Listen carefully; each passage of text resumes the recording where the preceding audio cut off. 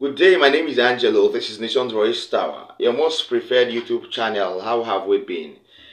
It's been a very strong week of tumult, catastrophe, and confusion for Nigerians, and few well-meaning Nigerians outside Nigeria too, because the Supreme Court has finally given its ruling, and it hasn't gone down well with Nigerians. Neither has it gone down in conformation with the Electoral Act and the Constitution of the Federal Republic of Nigeria.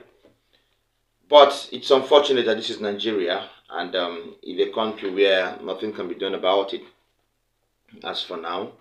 So we hope just for very peaceful ways to achieve our aims. What are these peaceful ways? Protests and writing epistles, making podcasts, and all that. To that effect, the National Democratic Coalition, United States, NADECO, has urged Nigerians to celebrate either or protest according to the outcome of the judgment of the Supreme Court. NADECO asks Nigerians to really go on a peaceful protest to tell the world their grievances on the submergence or on the recent subverting of justice by the Supreme Court judges affirming Bola Ahmed Tinubu as President of Nigeria. To that effect, NADECO have released stipulated guidelines for the planned protest so as not to incur any sort of rancor from the federal government. To that effect, I would love to read out these guidelines that have been produced by NADECO so as to enhance, a sort of peaceful protest to prevent Nigerians from going into a sort of confrontation with security operatives and everybody involved. First of all protesters must have flags in one hand and water in the other hand. Flags will symbolize patriotism, while the water will be for peace and energy. NADECO recommends white or green shirts to be worn by the protesters during the protest period. Please note, according to NADECO, that there must be no violence whatsoever. Along with protesters, NADECO encourages the security agencies to join in the protest: the army, the civil defense, the police, the DSS, and other agencies. They should sling their weapons and join the protesters. It is important for security agencies to join in the protest to ensure that the protests are orderly and without any form of disturbances. After all, the security personnel are actually Nigeria's first. They took an oath to defend and protect the Constitution and not the presidency. To defend Nigeria and Nigerians and not an individual. All businesses must remain open. The shops and businesses along the protest route should encourage the peaceful protesters by providing water and snacks where possible. The protesters need water, food, and other items. The protest will continue until the elements of injustice are completely flushed out in Nigeria. These are the guidelines that have been revealed by the National Democratic Coalition, USA, for Nigerians to follow as this peaceful protest, gains popularity and gains public attention. Protests, peaceful protests, I repeat, are the only ways now, for us to really show our grievances to the world and to the federal government about the illegitimacy of Bola Tinubu's administration and about the injustice that took place in the Apex Court on the 26th day of October 2023.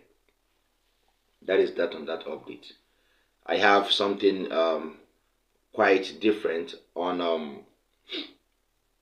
Nkiruka Onyejiocha. Nkiruka Onyejiocha is a lawmaker representing Ishikwuato Umunnochi, Federal Constituency of Abia State. And she also doubles as the Minister for State for Labor and Employment.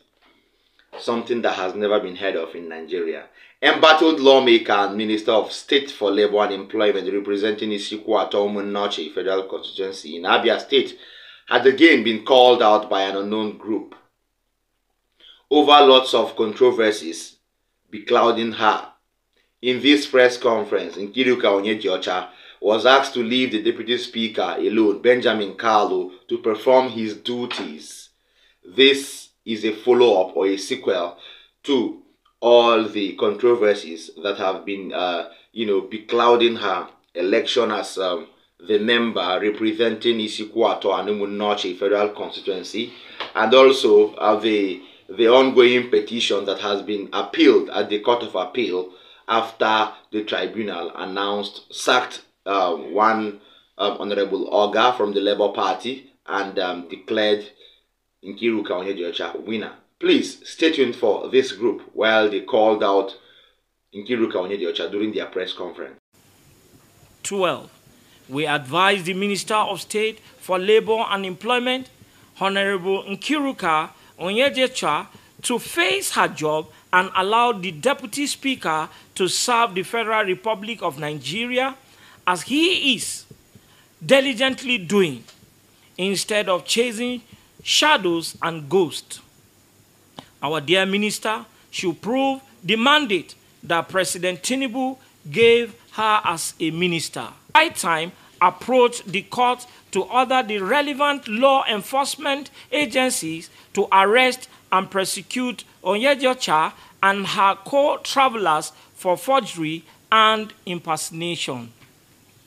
8. We are concerned that Onyediocha's obsession with returning to the National Assembly at any cost, including damaging her own party, has become something that the leadership of the APC and her employer, President Bola Tinubu, should deeply ponder in view of the dangers it possesses to the long-term stability of our great party.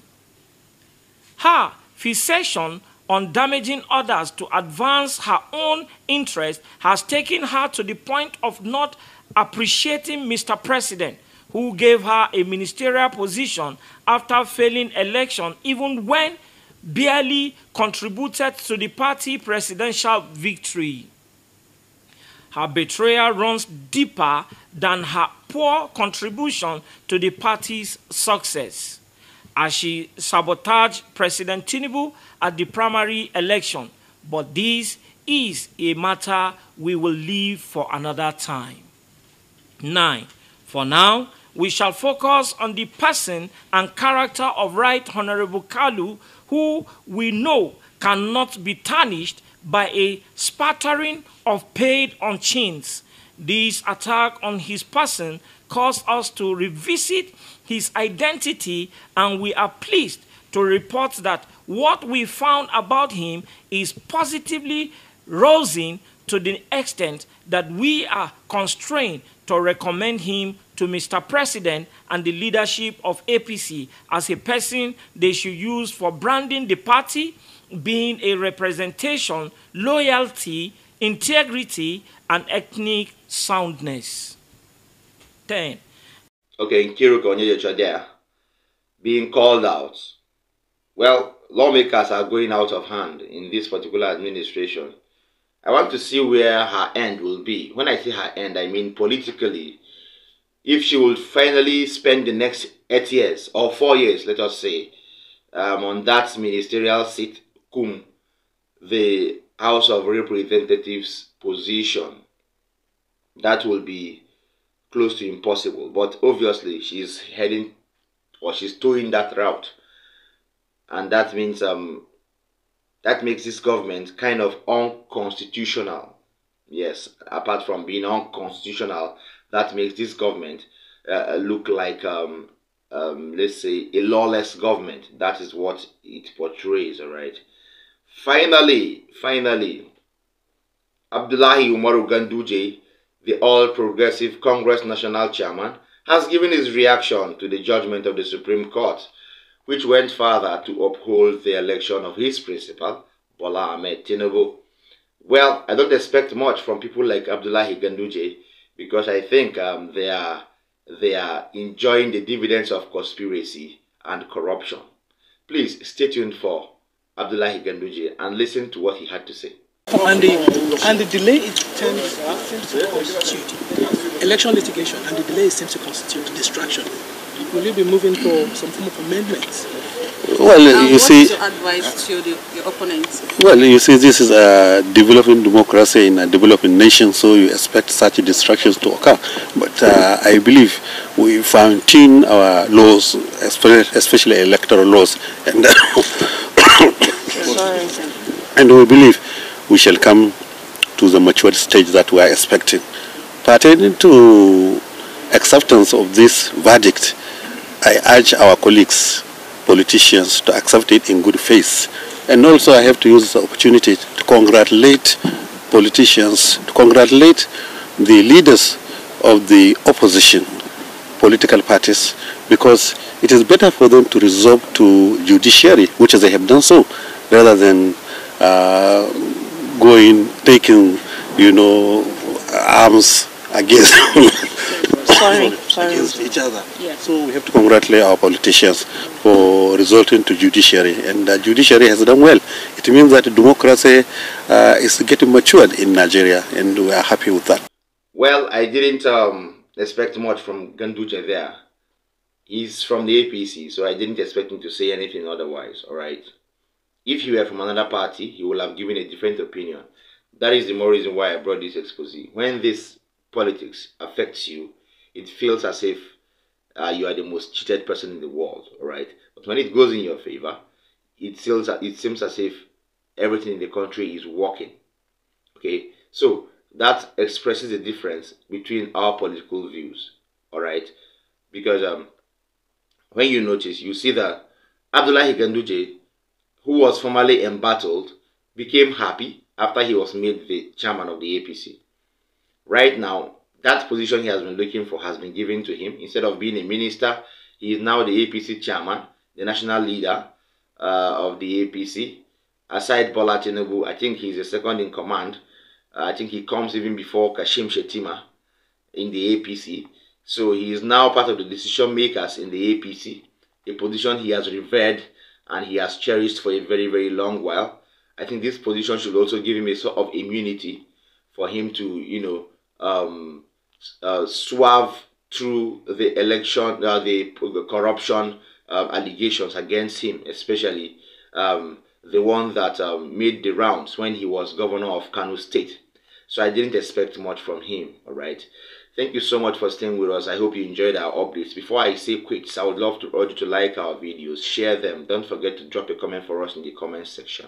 If you're watching me for the first time, tap the subscribe button, please, so we could grow in number and have a better, expanse of audience and of let's say, yes, of people who watch or of subscribers, so that we could, go far and reach out to a large expanse of people, both in Nigeria and out of Nigeria, to tell them of this illegitimate government, to tell them how the Nigerian people are suffering from lack of stable politics, to tell them how insurgency has eaten Nigeria up, to tell them how governance doesn't have a link with the people in the country, how governance stands alone and spends its cash alone.